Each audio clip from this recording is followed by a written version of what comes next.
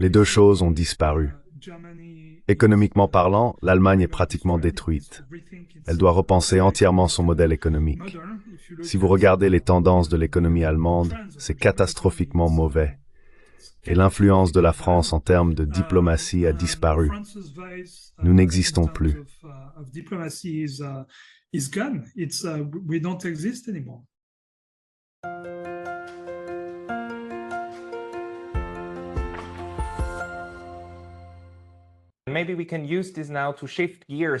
Peut-être pouvons-nous profiter de cette occasion pour changer un peu de sujet et parler davantage de l'Europe et de la politique européenne dans ce deuxième segment. Vous publiez également sur Twitter à propos de ces sujets. Je suis toujours en conversation avec Arnaud Bertrand, le journaliste, écrivain et analyste politique prolifique sur Twitter. Veuillez le suivre et chercher son nom, il sera bien sûr dans la description. Arnaud, dans la première partie, nous avons parlé de la Chine et des mauvaises représentations. Maintenant, discutons de la situation politique actuelle instable dans plusieurs endroits en Europe.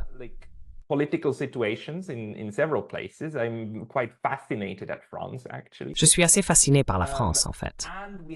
Nous avons une guerre en cours qui peut encore s'intensifier. En ce moment, on parle du fait que les États-Unis et le Royaume-Uni approuveront l'utilisation de missiles à longue portée contre n'importe quelle partie de la Russie. Cela signifierait que ce ne serait pas seulement l'Ukraine qui les utiliserait, car elle n'a pas les renseignements nécessaires pour le faire, ni ne peut opérer ses armes. Cela implique que le personnel de l'OTAN ferait pratiquement tout. Vladimir Poutine a essentiellement déclaré qu'ils interpréteraient cela comme une attaque de l'OTAN. Que pensez-vous de cette situation? What do you think about that situation?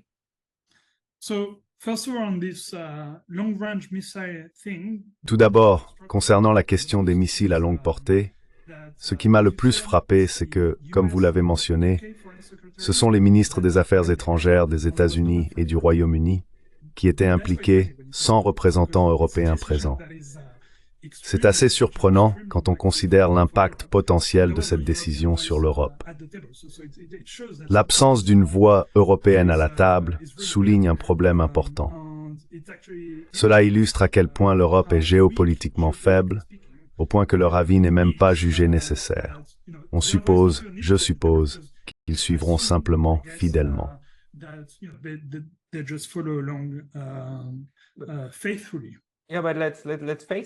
Oui, mais soyons honnêtes, c'est ce que les Européens continentaux ont fait la plupart du temps.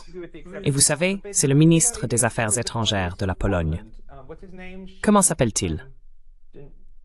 Le mari d'Anna Applebaum, n'est-ce pas? Le type qui a tweeté « Missit l'Amérique ». Oui, c'est Sikorski. Et il a même dit qu'il pousse le Royaume-Uni et les États-Unis à donner leur accord. Donc il y a des Européens qui veulent vraiment cette escalade. Cependant, les deux grands, l'Allemagne et la France, semblent être hors du tableau maintenant.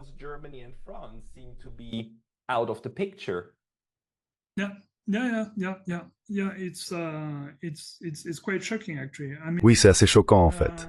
Surtout en considérant mon propre pays, la France, compte tenu de notre histoire politique. Nous étions la puissance diplomatique en Europe. Il y avait une division entre l'Allemagne et la France. L'Europe devait être dirigée par le couple franco-allemand, n'est-ce pas? C'est comme ça qu'on l'appelait. La France était responsable des affaires étrangères et de la diplomatie pour l'Europe, agissant comme la voie extérieure. Pendant ce temps, l'Allemagne était la puissance industrielle et économique du continent. Ces deux rôles ont disparu maintenant. Économiquement parlant, l'Allemagne est en difficulté et doit repenser tout son modèle économique. Si vous regardez les tendances de l'économie allemande, c'est catastrophiquement mauvais.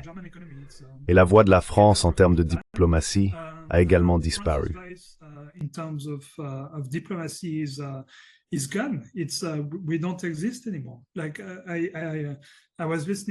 Nous n'existons plus. J'écoutais ce matin Dominique de Villepin, qui a été Premier ministre de la France et aussi célèbrement ministre des Affaires étrangères. C'est lui qui est allé à l'ONU pour s'opposer à la guerre en Irak pendant la présidence de Jacques Chirac. À cette époque, aux États-Unis, les frites françaises étaient même appelées « Freedom Fries » en réaction. Nous avions cette influence. Hier, dans la vidéo que j'ai regardée, De Villepin a littéralement dit que notre voix est partie. Nous n'existons plus diplomatiquement. C'est fini. Donc c'est juste un fait. Pourquoi est-ce le cas? Je pense tout d'abord parce que nous avons réintégré l'OTAN sous Sarkozy, le président qui est venu après Chirac. Under Sarkozy, the president who came after Chirac, we used to be out of NATO, having our completely independent. Nous étions autrefois en dehors de l'OTAN, avec notre armée complètement indépendante. Être dans l'OTAN signifie que vous devez suivre ses règles, surtout en matière militaire. Les États-Unis ont une influence disproportionnée dans l'OTAN par rapport aux autres pays, donc ils dirigent essentiellement les opérations. C'est un problème. De plus, l'Europe a pris beaucoup de pouvoir. De nombreuses choses ne sont plus gérées au niveau étatique en Europe. Par exemple, les États ne contrôlent plus leur monnaie ou leur politique d'immigration.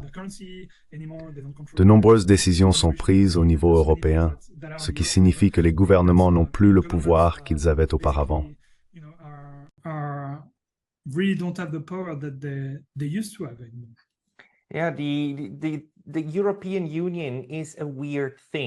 Oui, l'Union européenne est une entité complexe.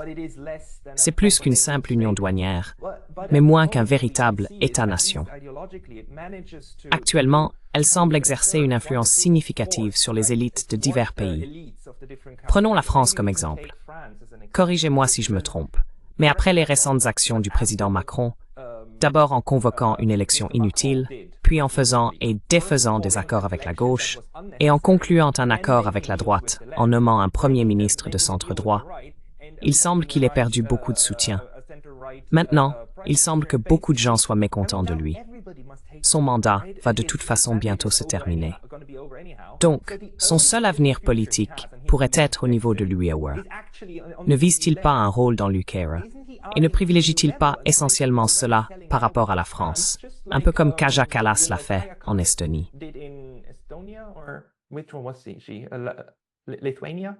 Je pense que c'est l'Estonie, non? Elle était la première ministre estonienne et a immédiatement quitté ce poste une fois qu'on lui a promis le rôle de nouvelle responsable de la politique étrangère de l'UE. Que pensez-vous de l'UTMT utilisé comme un outil pour les élites des nations locales?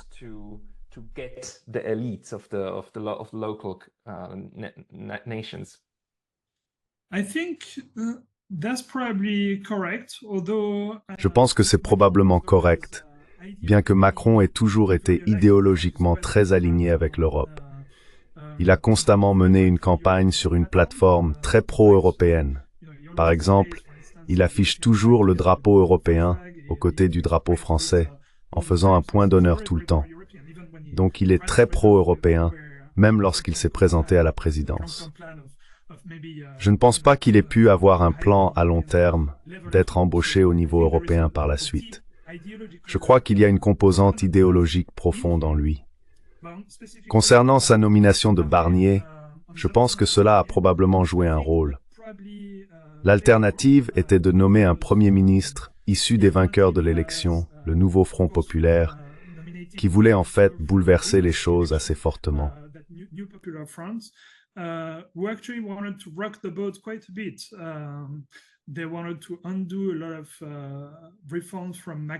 Il voulait annuler beaucoup de réformes de Macron. Par exemple, il avait augmenté l'âge de la retraite et il voulait revenir en arrière. Il voulait aussi augmenter le salaire minimum, etc. La France connaît beaucoup de tensions avec l'UE en ce moment parce que son déficit budgétaire est extrêmement élevé. Nous approchons les 6%, soit le double des 3% normalement autorisés par la politique de l'UE. Je pense que Macron avait peur de cela et ne voulait pas déplaire à l'Europe en nommant quelqu'un de gauche, car il aurait pu penser que cela aggraverait le déficit. Cependant, cela signifie aussi ne pas respecter le choix souverain du peuple français. Ils ont d'abord élu la gauche, non? Ils étaient certainement le parti principal en termes de nombre de sièges à la fin, Et ils ne voulaient certainement pas de Barnier, dont le parti n'a obtenu que 5% des voix. C'est la partie la plus folle de tout ça. Ils sont quatrième. That's the most crazy part of it. They're fourth. They're right fourth. Ils étaient quatrième. Il n'était pas obligé de convoquer ces élections. C'était son choix. Il l'a fait parce qu'il a dit qu'il écoutait la voix du peuple. Et parce qu'il y avait les élections européennes, n'est-ce pas? Son parti a fait assez mal à celle-ci. Il a dit « J'écoute la voix du peuple. Dites-moi ce que vous voulez. » Puis il leur fait en fait un gros doigt d'honneur, comme pour dire « Je m'en fiche après tout. Vous pensiez que je m'en souciais. » Yeah, exactly. It's completely crazy. Oui, exactement. C'est complètement fou quand on y pense, et très choquant. Je pense que cela laissera des marques profondes en France. Nous avons déjà une situation similaire. Si vous vous souvenez, nous avons voté non au référendum de 2005 sur la constitution de l'UPR-MMO. Nous ne voulions pas donner plus de pouvoir à l'UNEMEB, ni lui permettre d'avoir une constitution qui pourrait prendre beaucoup de pouvoir aux États. Donc, nous avons voté non.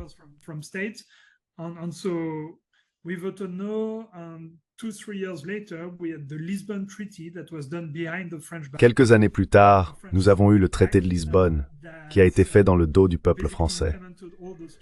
Il a essentiellement mis en œuvre tous les changements contre lesquels nous avions voté. Cela est fréquemment discuté en France. Tout le monde le sait, et c'est perçu comme un énorme déni de démocratie. Mais ce que Macron a fait est bien pire.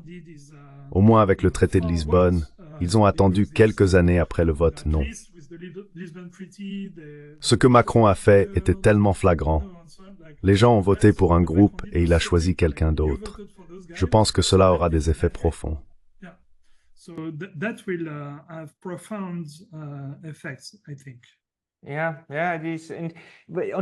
Oui. Et d'un autre côté, pour faire cela, il a probablement eu des discussions avec Le Pen. Alors, pourquoi pensez-vous que Le Pen a accepté cela? Cela ne la met-il pas dans une mauvaise posture? Parce qu'il est celui avec qui il ne faut pas s'associer en ce moment dans la politique française. Pensez-vous que cela pourrait lui nuire à l'avenir? Ou est-ce bon pour elle?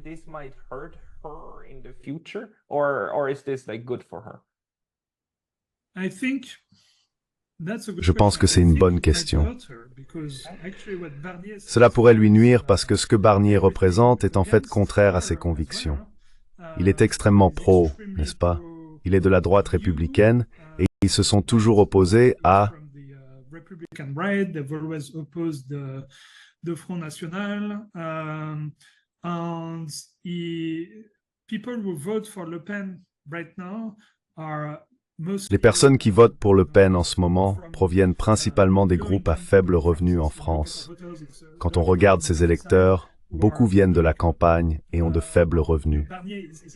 Barnier est comme la caricature de quelqu'un né avec une cuillère en argent dans la bouche, un aristocrate de droite qui fait tout pour les riches. Cela va à l'encontre de ce que voudrait sa base. Donc je suis aussi un peu perplexe à ce sujet.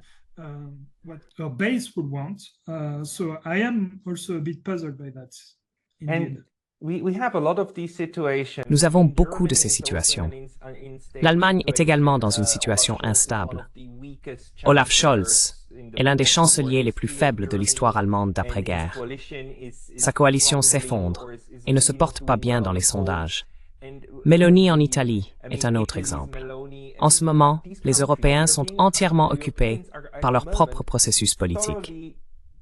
Les petits pays comme la Suisse ont peu d'influence et se concentrent généralement sur leurs propres affaires.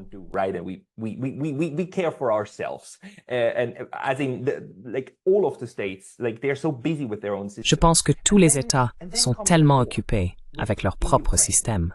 Ensuite, il y a la guerre en Ukraine. La haine viscérale actuelle envers les Russes m'inquiète profondément. C'est la seule chose sur laquelle une majorité d'Européens peut s'accorder en ce moment. Ils détestent tous les Russes.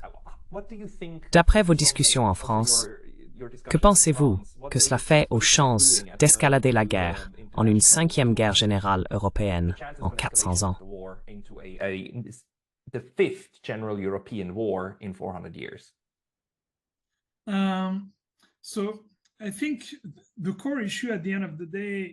Je pense que le problème central est que de nombreux politiciens européens ont l'impression d'avoir les mains liées. Ils dépendent de l'OTAN pour leur sécurité, ce qui signifie qu'ils comptent sur les Américains. S'ils vont à l'encontre de l'OTAN, cela pourrait nuire à leur propre sécurité. Antagoniser les États-Unis les place dans une position de dépendance extrême. C'est comme un système de protection. Leurs mains sont également liées avec l'Europe, parce qu'une grande partie du pouvoir est concentrée à Bruxelles. Si Bruxelles s'oppose à un pays, cela peut avoir de graves conséquences, comme on l'a vu avec la Grèce. L'OTAN est basée sur les intérêts américains, qui sont différents des intérêts européens.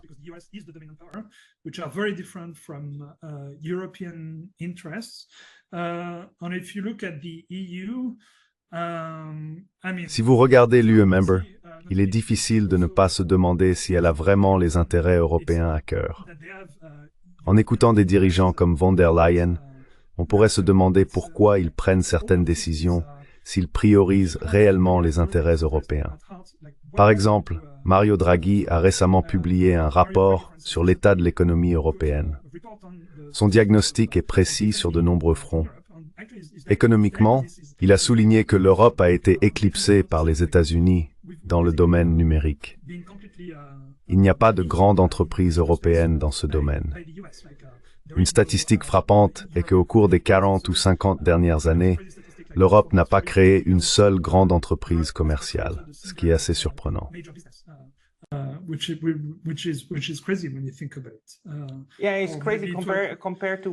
Oui, c'est fou comparé à ce que les autres sont capables de faire. Les Chinois peuvent le faire, les Russes peuvent le faire, les Américains continuent de le faire. Mais nous sommes complètement et totalement dépendants des États-Unis pour les questions numériques et d'innovation. Sans aucun doute. No question. Oui, exactement. Ce que nous aurions dû faire pour éviter cette situation est similaire à ce que la Chine a fait. Ils ont mis en place un grand pare-feu pour protéger leur souveraineté numérique, ce qui leur a permis de contrôler qui pouvait entrer sur leur marché. Ils ont veillé à ce que ceux qui étaient sur leur marché respectent leurs règles. Cela a également permis l'émergence d'un écosystème local fort. Du point de vue des intérêts européens, c'est le genre d'approche que nous aurions dû adopter. Au lieu de cela, nous avons agi comme une grande famille heureuse avec les États-Unis, laissant nos portes grandes ouvertes pour que toutes ces entreprises viennent et prennent tout.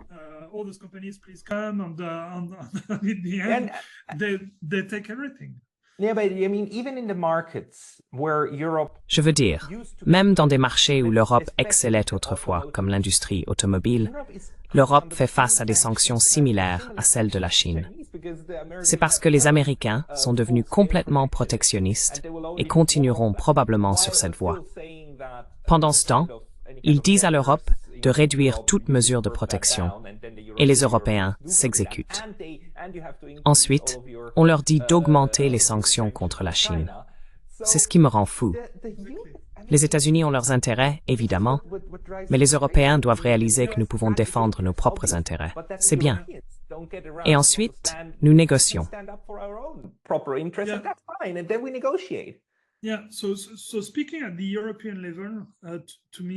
Oui. En parlant au niveau européen, l'un des événements historiques les plus marquants est que l'Europe était sur le point de signer un accord très significatif avec la Chine il y a quelques années.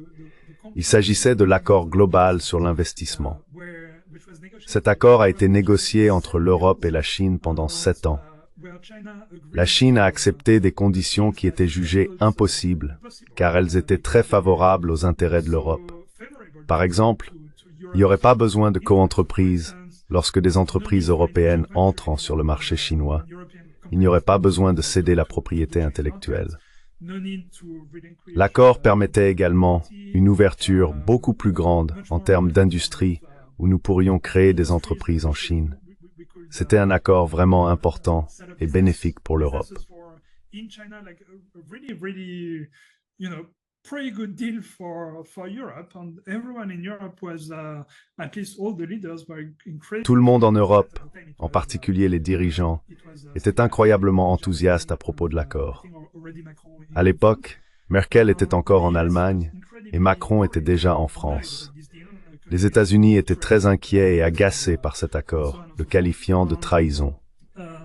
Pendant la période de transition entre Trump et Biden, l'Europe a tenté de signer discrètement l'accord avec la Chine. La nouvelle administration Biden, y compris des personnalités comme Jake Sullivan, a réagi fortement. Ils ont écrit de nombreux articles d'opinion et ont visité l'Europe, les exhortant à ne pas trahir les États-Unis avec un tel langage.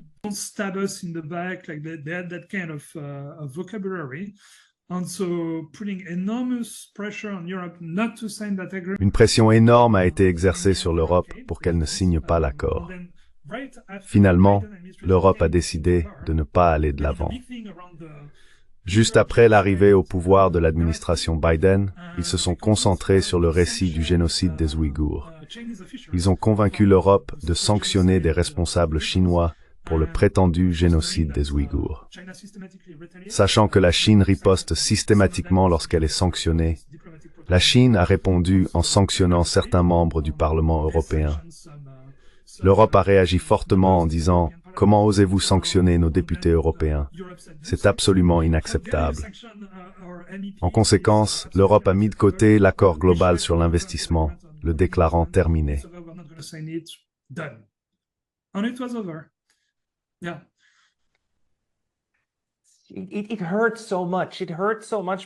Cela fait tellement mal, parce que cela pourrait fonctionner beaucoup mieux et être tellement bénéfique.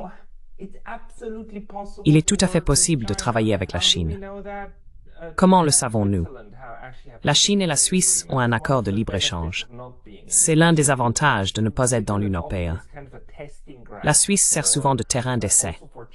Par exemple, lorsque le Japon voulait un accord de libre-échange avec nous, ils ont d'abord commencé avec la Suisse. Une fois que cela a été réglé, c'est devenu la base de la négociation.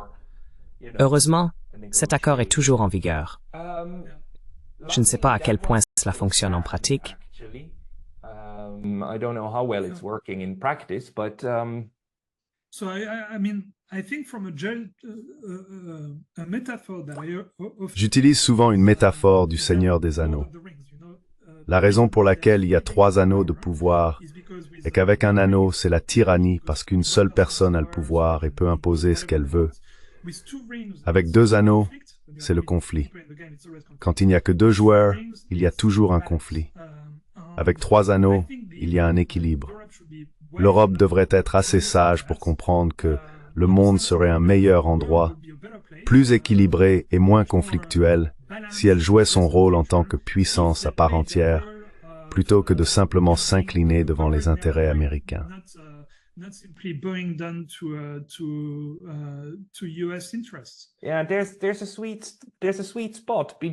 Il y a un équilibre entre être une puissance colonisatrice oppressive qui domine le reste du monde et être une entité fragmentée qui est elle-même colonisée. Il y a un juste milieu où vous coexistez pacifiquement avec les autres. Je me demande vraiment comment nous pouvons y parvenir.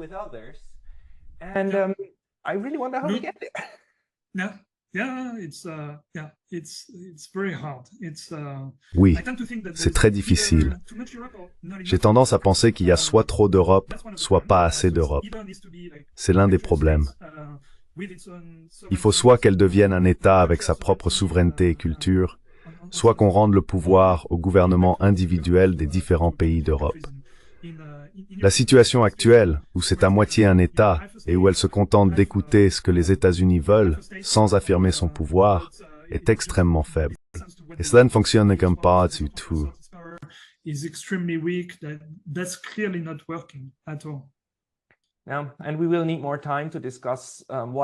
Et nous aurons besoin de plus de temps pour discuter des raisons de cela, et peut-être aussi le comparer avec d'autres concepts intéressants. L'athéisme en est un. La manière dont les États africains coopèrent sans s'intégrer pleinement en est une autre. Nous devrions explorer ces sujets, mais je veux être attentif à votre temps. Vous m'avez déjà accordé plus d'1 heure. Alors, Arnaud Bertrand, on peut vous trouver sur Twitter, n'est-ce pas?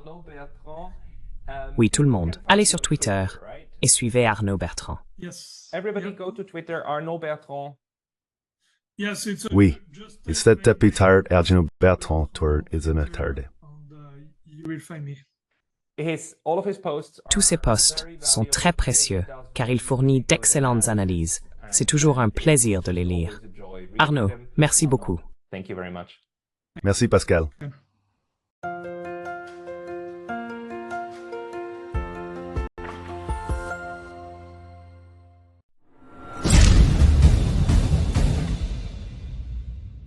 Si vous appréciez Lasny Traduction, veuillez envisager de nous soutenir sur Patreon.